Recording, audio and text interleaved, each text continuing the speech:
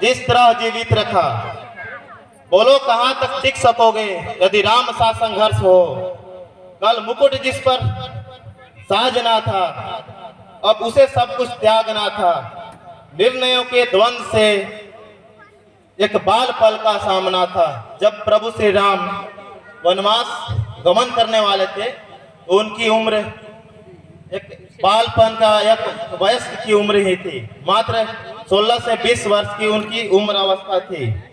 तो इस अवस्था में अगर कोई हम में से अगर राम की स्थिति में हो तो क्या उसे कैसा अनुभव होगा।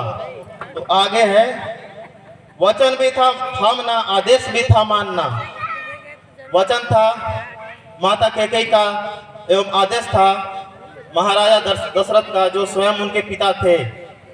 उसके आगे है, तब इस तरह सोचो स्वयं को, तुम कहाँ स्थित करोगे।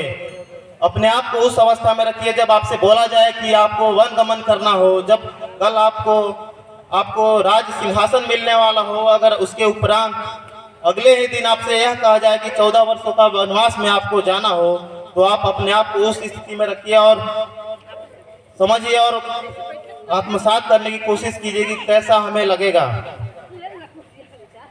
बोलो कहाँ तक टिक सकोगे यदि राम सा संघर्ष हो। प्रजा तो तब सब राम की थी, जितने भी प्रजा थी, राजकुमार राम थे, सब उनकी ही थी। दुनिया उसे तो जप रही थी। प्रभु श्री राम को आज हम जप रहे थे तो समझिए उस समय उनको कितना लोग जप रहे होंगे। वचन ही था तोड़ देता, धर्म ही था छोड़ देता। मर्यादा पुरुषोत्तम राम ऐसे ही मर्यादा नहीं कहलाए।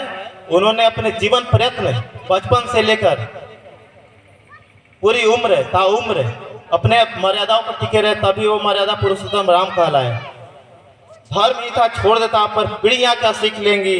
राम को चिंता यही थी। हम सभी आज मानस गोष्ठी में उपस्थित हैं। अगर हम राम के चरित्र से, राम के जीवन से अगर कुछ हम सीखना चाहते हैं तो सीखने योग्य जो है वो धर्म ही है।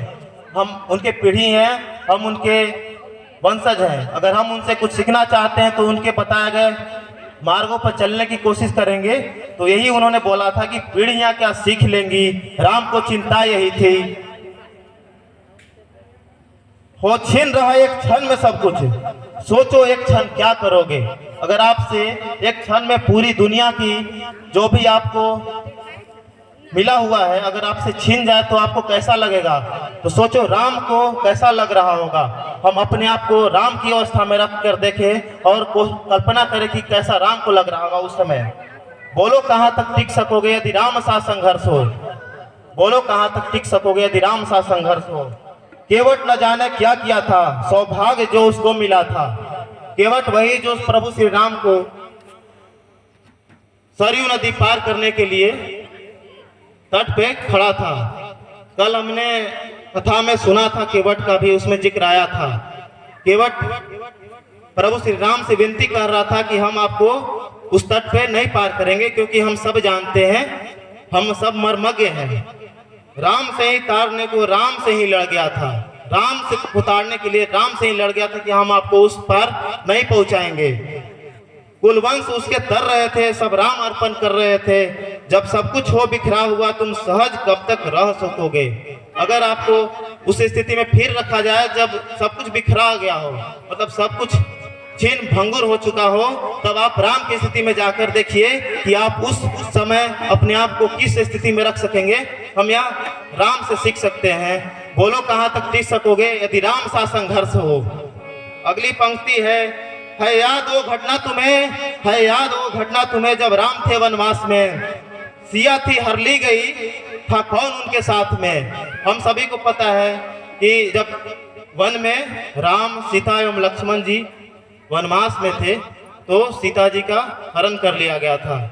तो क्या ऐसी स्थिति में हम क्या उनसे सीखना चाहते हैं, क्या सीख सकते हैं, अगली पंक्ति में हम यह देखेंगे। ऊटी जब सुनी पड़ी थी, दो भाई और विपदा पड़ी थी।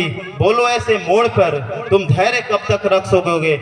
आजकल के भौतिक जीवन में जब हम किसी भी चीजों से कुछ क्षण मात्र के लिए जब विमुख हो जाते हैं तो हम धैर्य खो देते हैं। हमारे पास धैर्य नहीं होता है, हम विचलित हो जाते हैं। उस समय क्या गुजरी होगी प्रभु श्री राम पर जब उनकी माता सीता ही नहीं थी।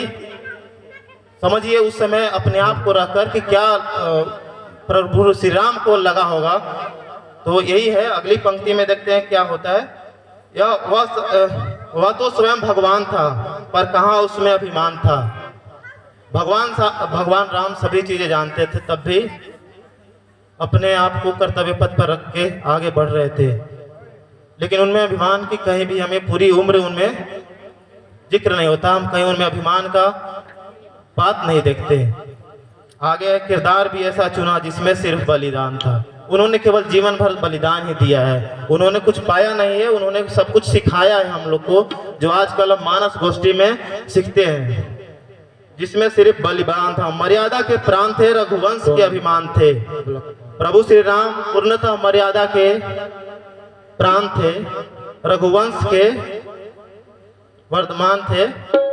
आगे पंक्ति है, श्री राम के अध्याय से एक पृष्ठ हासिल कर सकेंगे। हमने बात की धैर्य की, मर्यादा की, क्या हम प्रभु श्री राम के अध्याय से, जीवन चरित्र से क्या एक पृष्ठ भी, एक शब्द भी हासिल कर सकेंगे? आगे है और अंतिम पंक्ति है, बोलो कहाँ तक टिक सकोगे यदि राम सा संघर्ष हो। बोलो कहाँ तक टिक सकोगे यदि राम सा संघर्ष हो। यह प्रभु श्री राम पर निर्मित कविता है, जो प्रभु श्री राम के पूरे जीवन चरित्र को दर्शाता है। एक और बेश देखेंगे जीवन चरित्र पर ही मैं